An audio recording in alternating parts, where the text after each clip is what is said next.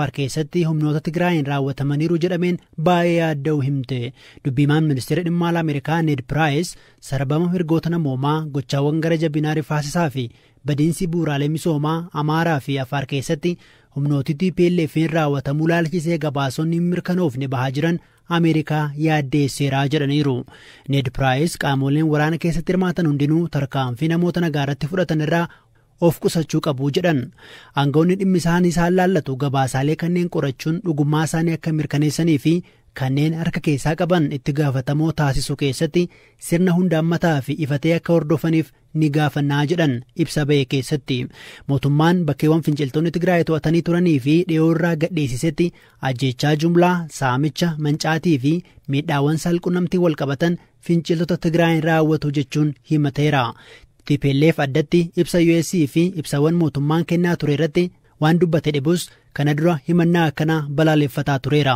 Ibsi mootummaa kun gabaasaalee dhaabbilee mirgoonni namoomaa kana dura baasaa turanii wal sima. Waraana kaaba Itoophiyaa tureen qabeenyi guddaan jalaa barbadaa'u Yuunivarsiitii Walloo BBC'tti himeera. Yuunivarsiitiiwwan naannoo Amaaraa argaman keessaa tokko kan ta'ee fi magaalota Dasee fi Kombolchaatti damee kan qabu yuunivarsiitichi qabeenyi biiliyoona 10 ga'u jalaa manca'u himeera. Lola torban muraasa darban taasifameen waraanni mootummaa magaalota kanaa fi kaan finciltoota Tigraay harkaa deeffateera. Ta'us miidhaan ga'ee guddaa waan ta'eef deeggarsi gama mootummaa yoo taasifame hojiin baruu fi barsiisuu eegaluu danda'a jedhu pirezidaantiin itti aanaa yuunivarsiitichaa Dr. Amaara Matukku. ኦልሞስት ዩኒቨርሲቲው የለም የሚባል ነው የለም ደረጃ ላይ አድርሰዋል። akka yaada isaaniitti yuunivarsiiticha sadarkaa hin jiru jedhamurra geessisaniiru. Gamoowwan kolleejjii 2 akkasumas laaboraatooriiwwan haalaan miidhamaniiru. Kan barbadaa'anis kan saamamanis jiru. Yoo mootummaan itti amane carraan dhaabbata barnoota olaanoo kana hojii eegalsiisuu ni jira jedhamee amanama. Badiin guddaa yuunivarsiitii keenyarra finciltoota Tigraayin alatti haleellaa diroonii mootummaanis qaqqabee jira. Gamoon 2 guutummaa guutuutti barbadaa'eera. Akkasumas galmi guddaan barattoonni itti eebbifaman akkasumas gamoon bulchiinsa yuunivarsiitichaa manca'aniiru. Farnicharoonni, kompiitaroonni manca'aniiru yookaan saamamaniiru. Badii kana furuun yuunivarsiiticha bakka dur turetti deebisuuf gabaa amma jiruun yoo laalle kan yuunivarsiitii Walloo qofa gara birrii biiliyoona 10 ni gaha. Finciltootni kaampaasii Kombolchaa buufata leenjii isaanii, kaampaasii Dasee immoo buufata ajajni irraa kennamu akkasumas bakka itti wal gahan godhanii turan. የማዘዣ ጣቢያቸውም ፕላስ ስልጠና ቦታ ኮምቦልቻ ካምፓሱን የስልጠና ቦታቸው ነበር ያደረጉት። ፕላስ የደሴ ካምፓሱን ደግሞ የማዘዣ ጣቢያ አድርገው ስብሰባ ቦታም የነበረ ነው ማለት ነው። መንጫቲ ከነ ቦዳ የገሬን ዩኒቨርሲቲቻ ማልታ ጀኔ ዶክተር አማረ ጋፈነ ተወሰኑት ትምህርት ዘርፎች ላይ አስቸጋሪ ሊሆን ቢችልም እንኳን ላብራቶሪ ማቋቋም ወርክሾፕ ማቋቋም ደሚወን በርኖታ ሙራሰ ረት ረክሳ ተውስ ኩታ ላብራቶሪ ቆጴሱን ከኒሮ ፍለቱ ተውስ በረቶታ ሳይንሲያ ዋሳፊ ከነን ሳይንሲ ብራቲን በርኖታ ላብራቶሪ ጥሙራን ኤቢሲሱን ቢደንዳማ መኒ ኪታባ ሚዳን ረንጌኝ ኮምፒውተሮተረ ገረጫሉ ሃርድ ዲስኪ ቱሳማሚ inni yoo bakka buufame firaashonnis yoo bakka buufaman barumsitti deebi'uu hin danda'ama. Damee barnootaa hundaan barattoota fudhachuu hin dandeenyu malee damee barnootaa filatameen barattoota simachuun baruuf barsiisuu gaggeessuun ni danda'ama. Hanga suphamee bakka duriitti deebi'utti yoo eegne hanga waggaa 2 ol nu duraa fudhachuu danda'a. Keessumaa kanneen saayinsii hawaasaa barataniif eebbaaf jiini 2 isaan hafe simannee eebbisiisuun ni danda'ama. እና ተመራቂዎችን ማለት ነው ኦልሞስት የጨረሱ አሉ። 1 ወርና 2 ወር የቀራቸው እነሱን ተቀብለን ማስተናገድ የምንችልበት ሁኔታ ይኖራል ማለት ነው። መንጫቲን አለቲ ናናው ዩኒቨርሲቲ ወሎ ዋልቺ ራወተሜ ጅራቹ ወደፈኔራ ሃንገም ዱጋደ ጀኔ ዶክተር አማረ ጋፈኔ ቁስለኞች ቀድመው የመከላከያ ኃይል እዛ ነበረበትና miseensonni raayyaa ittisa biyyaa miidhamanii achi turanii fi jiraattota naannichaa irratti miidhaan gaheera. Kunneen ajjeefamanii yuunivarsiitii keessas naannawichas reeffi isaanii argamee uummanni awwaaleera. Finciltoonni Tigraay kallattiin mana isaanii seenaa akka ajjeesan turani. Yuunivarsiitii keessaaf ala kan awwaalaman jiru. Hojiin kana qulqulleessuu yeroo dhiyootti adeemsifama. isa yuunivarsiitii Walloo finciltoota Tigraay himate irratti gama TPLF'n wanti jedhamee hin jiru.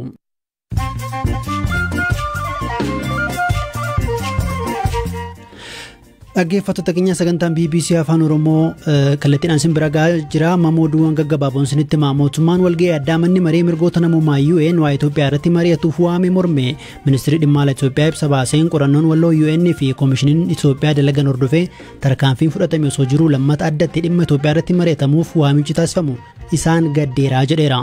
Itoophiyaan ergama siyaasaaf taasifamudha jechuun miseensonni mana marichaa akka irraa hafan waamicha taasifteetti.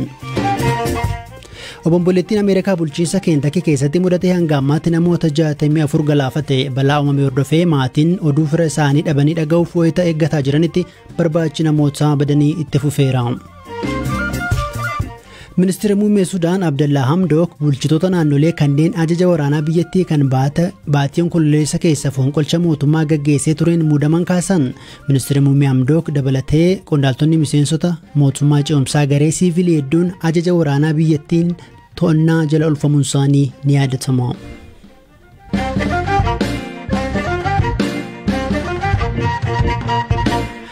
Oduu biraattan ja'a erga mootummaan torban lama dura magaalaa seena qabeettii Laalibalaa to'achuu ibsee booda dilbata kaleessaa finciltoonni TPLF magaalattii to'achuun dhagahame. AFP fi Reuters jiraatota eeranii akka gabaasanitti lola maleetti magaalicha to'achuu kan danda'an Hirphaa Gammachuu bal'isee nutti hima. Finciltoonni TPLF magaalaa bakka hambaa seenaa UNESCOtti galmaa'e of keessaa qabdu Laalibalaa wayita to'atan dhukaasni oomtuun turre. Laalibalaan bakka argama bataskaana dhagaarraa bocaman qabdu beekamtu yoo taatu baatii hagayyaa darbe humnoota Tigraayin to'atamtee turte. Erga humnoonni federaalaa to'atanii guyyoota 11 booda immoo finciltoonni deebisanii to'achuun dhaga'ame. Namni ta'ii sana ijaan arge tokko Reutersitti akka himetti humnootiin mootummaa federaalaa wajjiniin wal waraanan halkan gaafa sanbataarraa kaasuun Laalibalaa dhiisanii bahaa turani. Namni kun akka jedhutti kanneen hafan dilbata ganama bahan dhukaasa fageenyarraa kan dhageenye halkan duraa ture. Garuu humnoonni TPLF dhukaasa tokko malee deebisanii magaalaa Laalibalaa to'atanii jedhan. Namni kun adda bilisa baasaa Tigraay wabeeffachuun AFP'n akka gabaasetti magaalaa Gaashanaa kan dhiyeenya Laalibalaatti argamtu dabalatee deebisnee aleellaa bal'aa gaggeessaa jira jedhan. Dhimma kanarratti hanga ammaatti gama mootummaatiin yaadni kenname humtuun jiru. Dubbi himaan TPLF Geetaachoo Raddaa toora tiwutara isaaniitiin humnootiin keenya waan baay'ee gaarii raawwataa jiru jedhan. Garuu sanbata darbe waajjirri ministeera muummee Itoophiyaa Abiyyi Ahmad karaa toora tiwutaraatiin Abiyyi gara adda waraanaatti deebi'uudhaaf fi humnootiin federaalaas daandii gara Maqalee geessu irratti magaalota tarsimoo hedduu to'achuu himee ture. Torban darbe jiraatonni Laalibalaa AFP'n dubbise loltoonni TPLF bakka qulqulluu naannoo Amaaraa keessatti argamu kanaaf eegumsa taasisan illee uummata magaalittiif garuu jireenyi rakkisaa ture jedhan. Finciltoonni irra deebiidhaan nyaataa fi bilbila moobaayilii barbaadu. Akkasumas kuusaa qorichaa hatanii jechuun AFP'n kan gabaase. Jiraataan tokko namoonni baay'een magaalittii gadhiisanii bahaa jiru tarii haaloo ba'uu danda'u jechuun waan yaadaniifi jedha. Duraan yoo Tigiroonni ba'an gammachuu keenya ibsannee turre jedhan.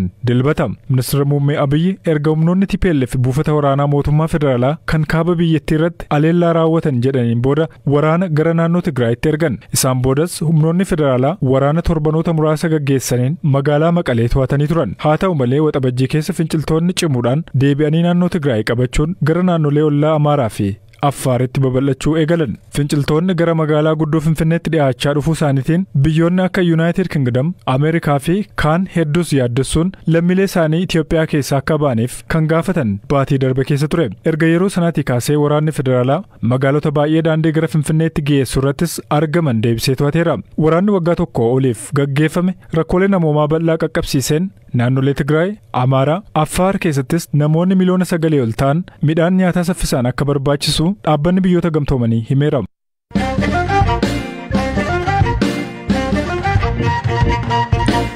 Mee hangam keessantuu oolmaa barsiisaa keessanii yaadata? Naqamteetti barattoonni duraanii barsiisaa Abeel Bulchaa kaka'umsa mataa isaaniitiin walqindeessanii oolmaa barsiisaa isaanii gochaan agarsiisan oolmaa barsiisaa jechuuf fakkeenyummaa gaariidha.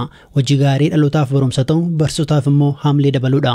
Barattoonni duraanii magaalaa Naqamtee barsiisaa isaaniif konkolaataa birrii 700 ol baastu bitanii kennaniiruu fi kanneen barattoota qindeessan keessaa tokkoo fi yeroo ammaa siivil injiinaringiitiin daandii qilleensa Itoophiyaa keessa kan hojjetu Bizuwaan Tashooma barattoonni 100 irratti hirmaatu BBC'tti hime. Barsiisaa Abeel Bulchaa kan konkolaataa badhaafaman maal jedhu dubbiseera. Ammas isa wana jechaa jira. Tumii toba fitee 8 taffaa keessa hin jiraannu. Sooromatti dhiyaatan jechuudha reemma? Dhiyaaddeera garuu barsiisaan hin dulloomuudhaan malee dulloomeera. Amma umuriin keessa meeqa jechuudha? Amma umuriin koo 58. Tole akka dhageenyetti barattoonni keessan duraanii walitti dhufaniiti kan isaan konkolaataa isin badhaasuu isaanii kan dhageenye. Konkolaataa akkamiiti wanta akkasii kan eegdanii turtan isin? No, waan akkasii illee konkolaataa isaanii bitanii giichiidha. Bara birii 750 akkas deema. Konkolaaticha jechuun ta'in ijoollee guddistee dhuma isaanii akkasii nama guddaa ta'anii inni kaan dooktara, inni kaan paayileeta, inni kaan injiinar hedduu kan ta'an immoo leksharoota eessaa kaasa Gondar Medical School, Bahar Dar, Adra University, Jimma University, Haromaa iddoo isaan hin jiru.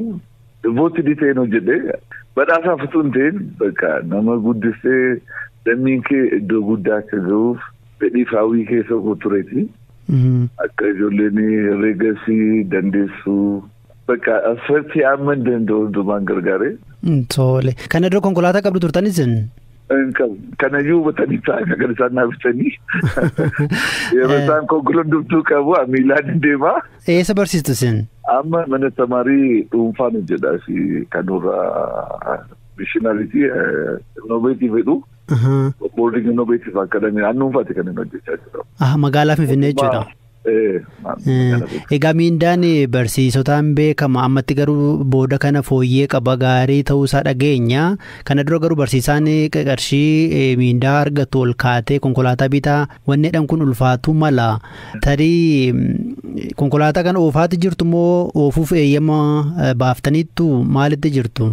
Anillee waan akkasii baruun badaanatti ulfaatu dafeeruma baruu nan danda'a deema yaada ofuus nan danda'a amma garuu duraan nama konkolaataa ofuun ni rakkinni koo bitachuu bakka adda adda jedhee yaadu waan akkasii amma barsiisonni baay'ee nama waa'ee mindaaf kaaste har'ayyuu jireenya barsiisaa mindaadhaan keessa jiraata akka yaaddi iddoo fedhe yoo jiraatte of qabdee Yaajamanii torban labayyuutti sarvaayivii gochuun dandeessu mindaa amma jiru akkuma biyyaatti na baay'een itti gammada gaafa riizaaltisanii argitu kontribiishinii mataa gootii keessa ofii koo amansiisee maqaan jiruufi. Amma barattoonni keessan duraanii walitti dhufanii konkolaataa bitan isinii kennaniiru. Isin immoo konkolaataa caalaa bakka barattoonni kun gaantu na gammachiiseera naan jettanii erga isin kaaftanii hariiroon barataa barsiisaa yeroo kana yoo akkamtee wayya jettu isin akka nama muuxannoo waggoota dheeraa barsiisummaa keessa turetti.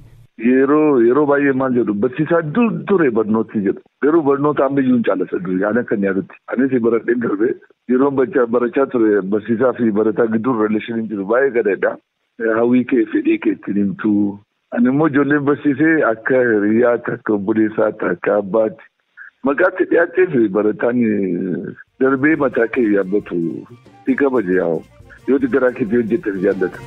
Dhaggeeffattoota keenya sagantaa BBC Afaan Oromoo caqasaati jirtu sagantaan keenya irraa kanumaan xumuramee boor kibxata walitti deebina ammayyuu taanaan ture halkan gaarii.